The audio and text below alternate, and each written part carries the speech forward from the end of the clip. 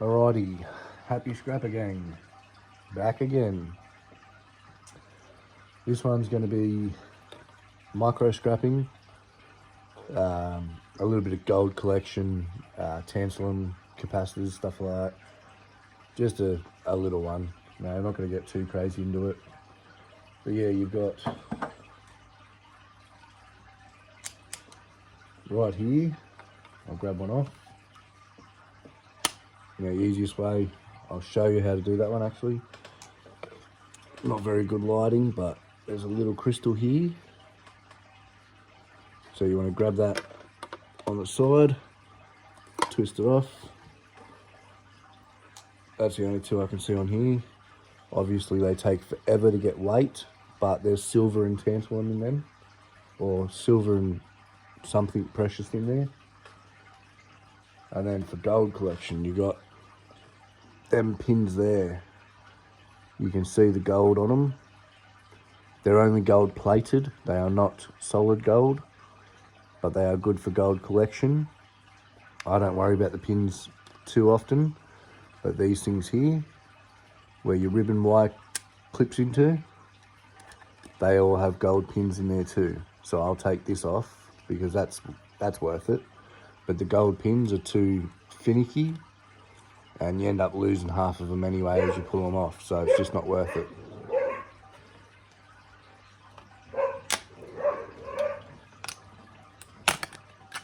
Oh, it's gonna all shatter on me.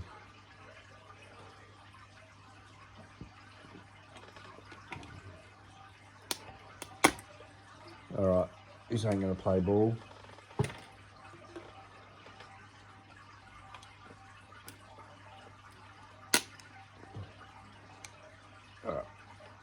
What I'm going to do, I don't like to do it, but I'm going to run an angle grinder along there in the morning and do it that way, because I'm having a shocker of a day and nothing's going right. So now that's gold, so gold pins, you can take them, little gold band oscillators, not that you can see it very well. Some of these chips have it in it. Usually you'll find they have gold legs as well. Some of these little things like MLCCs sometimes have it. As I said, I'm not great with the micro scrapping, and I don't know a whole lot about it. So if you go across and watch E-Waste Ben, that bloke knows everything about everything when it comes to gold recovery. He's taught me quite a lot, so yeah, go over and watch him. Alright. Now here's a fun board, because it's not only gold recovery. So you got these things here. They got the little gold legs. Not that you can see it very well, but they've got a little bit of gold inside them as well. So I take them off. Again, not a lot of gold, not a lot of weight, but for you guys that do gold recovery, it's worth it. And then you got little electric motors. That whole thing, just throw in your electric motor tub. I don't go too fancy with it, as I said, just pull it off. I don't worry about stripping it down for the copper, because there's not enough copper in it for me when I get good prices for motors.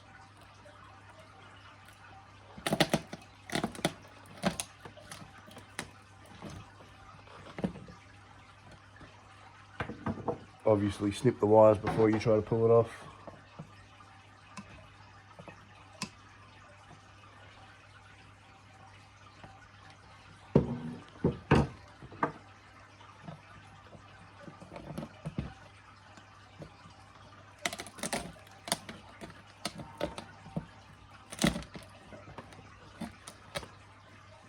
Alright, this one's going to be a bastard too. Oh, can't I just get a good run?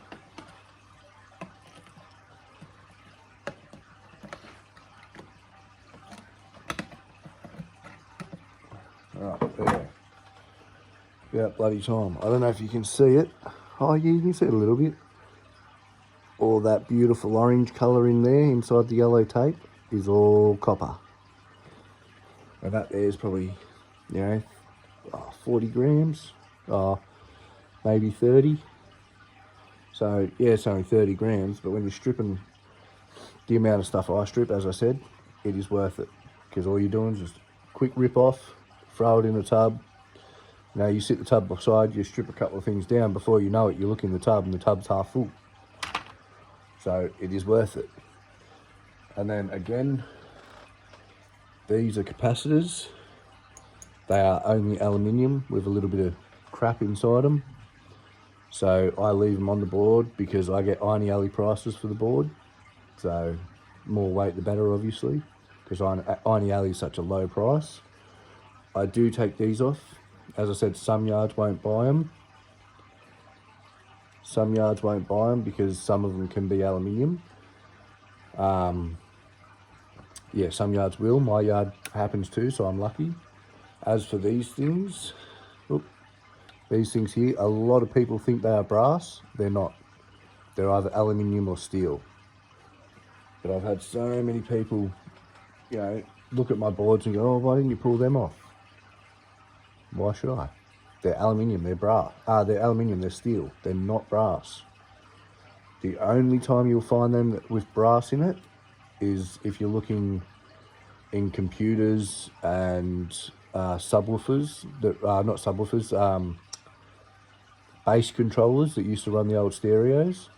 Them ones are brass. So anything, I think it's pre-84, either 83 or 84, anything before that, that was audio or computer, usually have them in it, and they are brass. Unfortunately, from 84 onwards, they went to steel and aluminium, just because it was cheaper. All right, there you go. I opened one up earlier to show you, because my mate Dan, the scrapper, got duped. Someone told him they were brass. He went through and pulled a lot of them off, and only to find out they're steel. Poor bugger. Had to do all that work for nothing. So a lot of people do say they are brass, but they are not. They haven't been since 83 or 84. And if you do find ones that are brass these days, the item that you are stripping is not worth stripping. They're worth rebuilding, because it's very, very rare, and you'll only find it in stuff that's very, very expensive. Alright, so again, I don't know how well you can see it, but these things here, where your power leads connect to, like these things here, the brass connections will sit down on top of that, like that, and be screwed in. They are also brass. So if you want to pull them off, go ahead. Sometimes they will be aluminium. Sorry, not all of them are brass. But if you want to pull them off, go right ahead. That's totally your decision. These things here, they are number 2 copper, because it's got a wax coating on it and a varnish. So, but they still go as electric motor, or you can cut the copper off it and throw it in number 2 bin. But I personally think, and this is prices from my yard, some yards pay a lot different, but I personally think I get more for the motor than I do the copper. Because for the copper, it's about 20 cents worth of copper, and that motor alone is worth about 30 cents. Because it's fairly heavy, because it's got, what's that stuff inside there? It's got a layer of tape, and then inside it, I think it's Fragnite or something like that. It's like it looks like a magnet, but it's not magnetic. It's like a lead pencil, like graphite, but it's, yeah, I'm pretty sure it's called Fragnite or something similar to that. So yeah, I get more weight with it on the round. So your yard might pay different. You know, your yard might pay absolutely horrible for electric motors or iron motors, or, you know, low grade motors or whatever. And they might pay absolutely wonderful for copper number 2. In that case, yeah, go for it. Like a yard I used to go to for low grade motors, they'd give me 30 cents. So it wasn't even worth pulling off the board. Whereas the copper, they used to give me $10 for copper number 2. Yes, that's when copper prices were high. Bright and Shiny was $15 and number 1 was $12, or sorry, nearly $13. And copper number 2 with wax coating and everything on it was still going for like $10.80. So 30 cents for motor, $10.80 a kilo for number 2. I know my choice. But at my yard now, for low grade motors, I get 70 cents, which is unbelievable. Not many yards pay that. Not many yards at all. Usually low grade motors are around the 50 cents max, but my yard pays 70. And then for high grade motors or good electric motors, I think it's $1. I'm pretty sure it's $1.30 or $1.60, something like that. And then you've got different categories. So you've got like starter motors for cars and four-wheel drive and stuff. They go for $1.50, I think. And then you've got alternators, because alternators have so much copper in them and they're cast aluminium. Very little steel on an alternator. It's just the band where the copper's held, or the stator, as they call it. So a stator is a copper coil. Yeah, the alternators go for just under $2 each. $2 a kilo, sorry. So you get, well, I get nearly $5 and a bit for one alternator. Like I took in 20 alternators the other day and got just under $100. So to me, that's pretty good. And as I said earlier in a video uploaded earlier, I tend to buy a lot of stuff like that, like alternators. I'll go to the wreckers, I'll go to mechanics and just say, hey, you got a couple of dead alternators laying around? Always, scrapping's about money. So always go, you got a couple of scrap alternators laying around, can I pinch a couple? If they say, oh, nah, we scrap ourselves, say to them, all right, what do you get for scrap? And they'll say, $2 each. Say, okay, I'll buy them from you for $2 each. Then if you don't want to strip them, find a yard that's paying the best prices. Because you pay $2 there, you take it to the yard, like my yard. I pay $2 at the wreckers, at the local wreckers. I take them in, instantly get nearly $5. So I don't have to do nothing. But if I'm in the mood to strip them, I pay $2 for them. Then by the time I've stripped them, I get about $3 or $4 worth of cast aluminium, about $6 to $7 worth of number 2 copper, about $1 worth of extruded aluminium, a couple of little silver points, a little tiny bit of brass, pardon me, and then 20 odd cents worth of steel. So in my opinion, that's pretty good. But starter motors, I try to stick away from them, because 1, they are a nightmare to strip, and 2, I don't get as good a price. So yes, I'll still buy them at $2 and I'll make, maybe $1. So I'll sell them for $3 each. So I try to stick away from starters.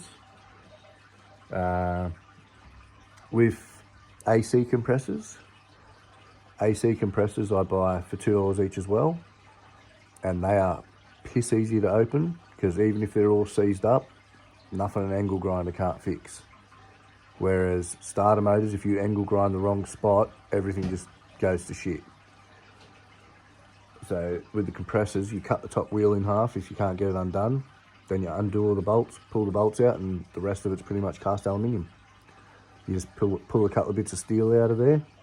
The pistons are aluminium, but they've got a sheath on them, so a rubber sheath. Oh, most of the time, some of them don't. So I just throw them in Iron Alley, and then I've got cast aluminium. There is a little bit of brass in them too, at the bottom piece, where the fittings go into.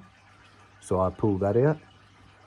Then, so I get, because I deal mostly with four-wheel drive stuff. So with my four-wheel drive air compressors, or air conditioning compressors, I get about 2 kilos, or just under 2 kilos of cast aluminium. And then I get the bit of brass. Bit of brass is probably 30 cents worth of brass. What else? Oh yeah, the pistons, which are, you can clean them up, and then they get aluminium bar stock because they're a solid chunk of aluminium. So they go for bar stock, which is a really good price. I think it's nearly $2 or just over $2. So I buy them for $2 and I make about $2 on top. So I sell them for about $4. So I do love them, and they're easy to do, but I prefer to stick to my alternators, because my alternators, obviously I pay $2 for them, and then by the time I strip them down and I take out the $2 cost, I take out the cost of cutting discs. Now I go through one cutting discs I only use a little 3-inch grinder because it's easier to handle. I go through one cutting disc in 4 alternators, and I get 12 discs for $12. So I say roughly 20 cents to 30 cents an alternator.